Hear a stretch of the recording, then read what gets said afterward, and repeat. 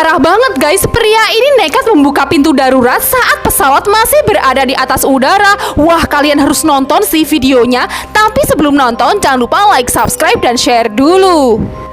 Jadi bisa kalian lihat, pria itu gila banget. Dia nekat membuka pintu darurat pesawat pada saat pesawat masih terbang. Tuh guys, anginnya sampai masukkan ke dalam pesawat. Waduh, kalau gini sih bahaya banget. Asli gak sih?